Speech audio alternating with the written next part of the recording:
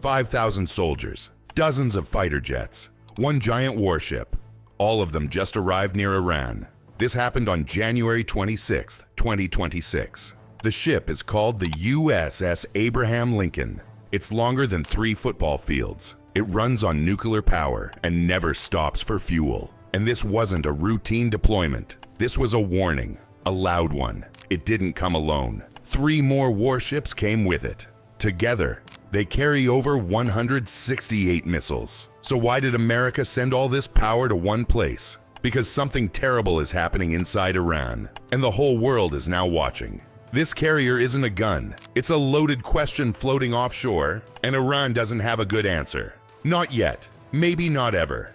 The waters of the Indian Ocean were calm that morning. But on January 26, 2026, something massive appeared on the horizon. It was the USS Abraham Lincoln. And it's not just a ship. It's a floating military base. This thing stretches 1,092 feet long, longer than 3 football fields. It weighs more than 100,000 tons, like 50,000 cars put together. And over 5,000 people live and work inside it. What makes it different from any other ship? It runs on nuclear power. It never needs to stop for fuel, not for 20 years. It can stay near Iran for as long as it wants. And it costs $13 billion to build. That's more than the entire annual military budget of some countries. One ship, one statement. Now the important part. This is the first American carrier in the Middle East for months. America had sent its other carriers somewhere else. But now, they brought this one back, and they placed it right next to Iran. That's not normal. That's a signal. And signals like this don't come without reason. The Abraham Lincoln didn't sail alone. 3 warships traveled beside it. Their names: USS Peters Jr., USS Spruance, and USS Michael Murphy.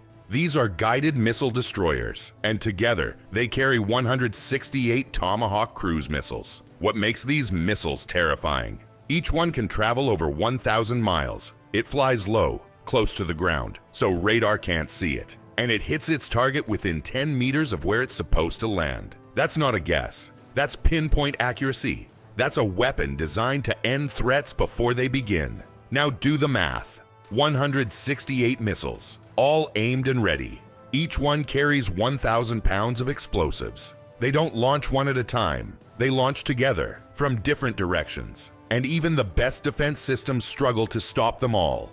When they hit, they don't just damage, they destroy completely. Iran knows this. Because in June 2025, after hostage escalations pushed tensions to the edge, America showed what Tomahawks can do. They hit 3 nuclear sites in one night, and Iran couldn't stop a single one. So now, those same missiles sit in the water nearby, waiting, silent, ready. The risk is clear. The missiles aren't the scariest part. The fighter jets on the Abraham Lincoln are, and what they can do is something else entirely. The Abraham Lincoln carries something even more dangerous than missiles. It carries dozens of fighter jets, and some of them are almost invisible. The most advanced one is called the F-35C Lightning II. This jet costs $145 million, just for one. Military analysts believe it's worth every dollar. Radar systems can barely detect it. It sees enemy planes from hundreds of miles away, but enemies can't see it until it's too late. By the time they realize it's there, the mission is already done. The target is already gone. The carrier also has F/A-18 Super Hornets. Each one can carry 17,750 pounds of bombs and missiles. And the U.S. Air Force sent F-15E Strike Eagles too. These jets carry even more. 24,500 pounds of weapons. In total, over 50 combat aircraft are now in the region, all of them ready to fly, all of them deadly. What matters most for Iran? They have Russian S-300 defense systems. They have radar. They have anti-aircraft weapons. But the F-35 was built to beat all of that. No country has ever shot down an F-35 in real combat. Never. Not once. Zero. So if something happens, these jets go in first. And most defense experts believe Iran may not even see them coming.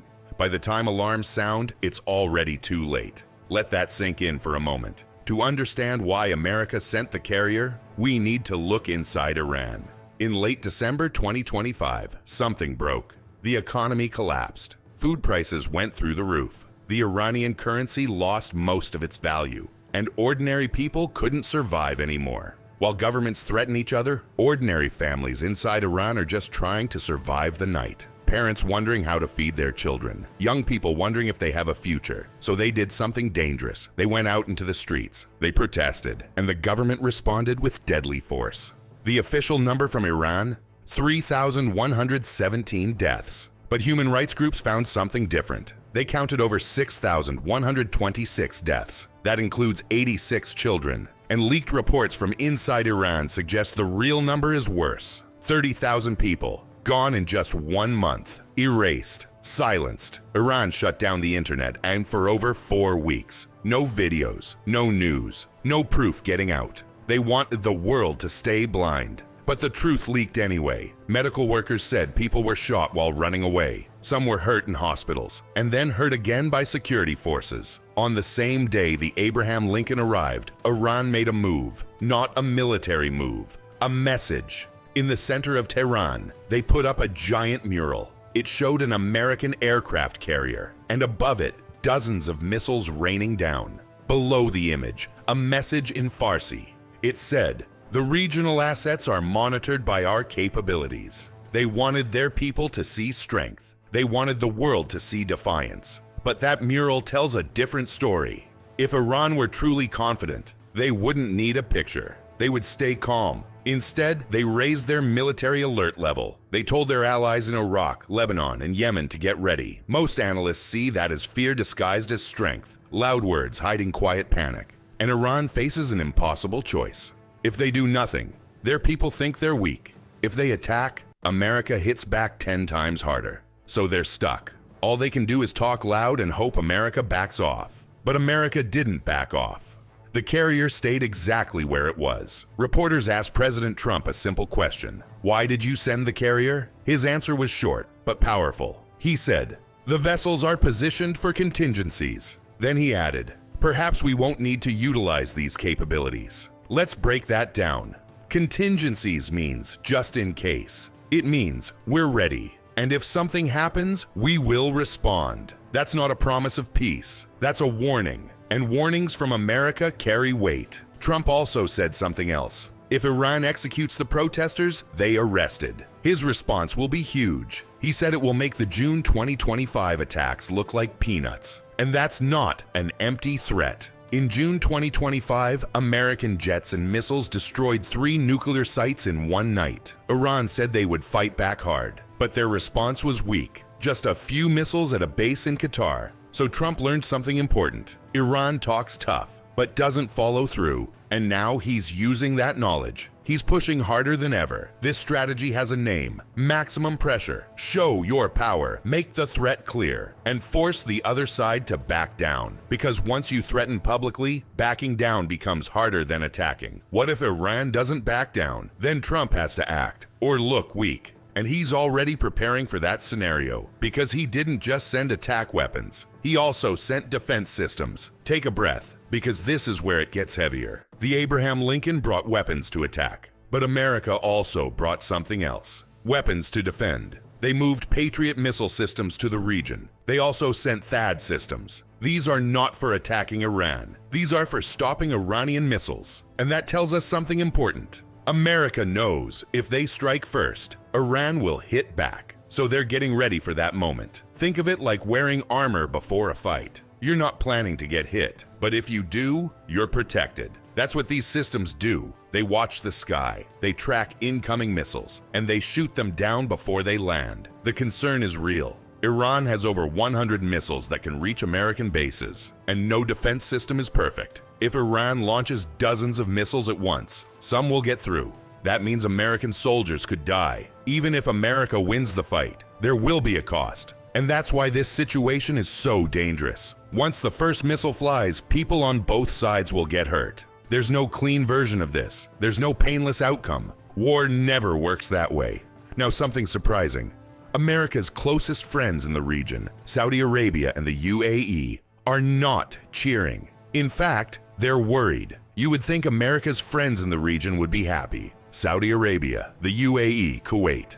They don't like Iran either, but they're not celebrating this carrier. They're worried. Behind closed doors, they're asking Trump to slow down. They want diplomacy, not war. And the reason is simple. If America and Iran start fighting, they're stuck in the middle. Imagine two neighbors get into a big fight. You live right between them. And when things get violent, your house gets damaged too. That's exactly what the Gulf countries are facing.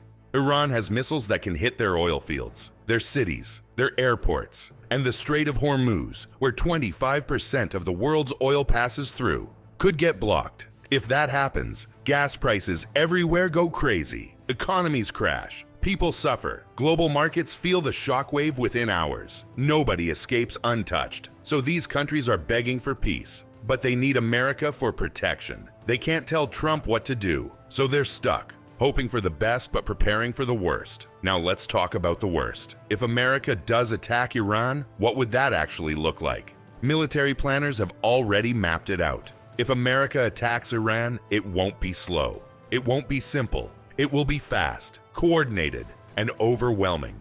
Phase 1.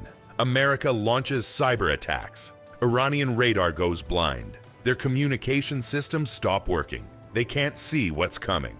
Total darkness. Phase 2. Stealth jets fly in. The F-35s enter Iranian airspace. Iran's defense systems can't detect them. Silent, invisible. Phase 3. The missiles launch. Hundreds of Tomahawks hit at the same time. Command centers destroyed. Missile bases gone. Nuclear sites targeted. Phase 4. More jets follow. Super Hornets and F-15S finish the job. Any remaining defenses get wiped out. All of this in less than 1 day. The first 24 hours wouldn't decide the war. They would decide how many people die before anyone can stop it. Airstrikes can break Iran's military, but they can't remove the government. Leaders will hide underground. Soldiers will scatter and wait. And when the bombs stop, they'll come back out. So the war doesn't end. It just changes. It becomes something uglier, and Iran won't sit quietly. They have their own ways to fight back. Not with jets or carriers, but with something else. Iran knows the truth. They cannot beat the US Navy in a straight fight. Their ships are older. Their jets are weaker. Their technology is decades behind. But Iran doesn't plan to fight fair. They use a different strategy called asymmetric warfare, and it's designed to make America pay a heavy price. A price measured in blood. Iran has ballistic missiles, hundreds of them. Some can travel 2,000 kilometers. They have cruise missiles, over 100 ready to launch. They have anti-ship missiles, built to sink warships in the Persian Gulf. Iran has allies across the region, Hezbollah in Lebanon, militia groups in Iraq, Houthi fighters in Yemen. If war starts, all of them activate. American bases across the Middle East become targets. Soldiers become vulnerable. And then there's the Strait of Hormuz. 25% of the world's oil passes through there. If Iran blocks it, the global economy shakes. Iran's real game is this. They don't need to win.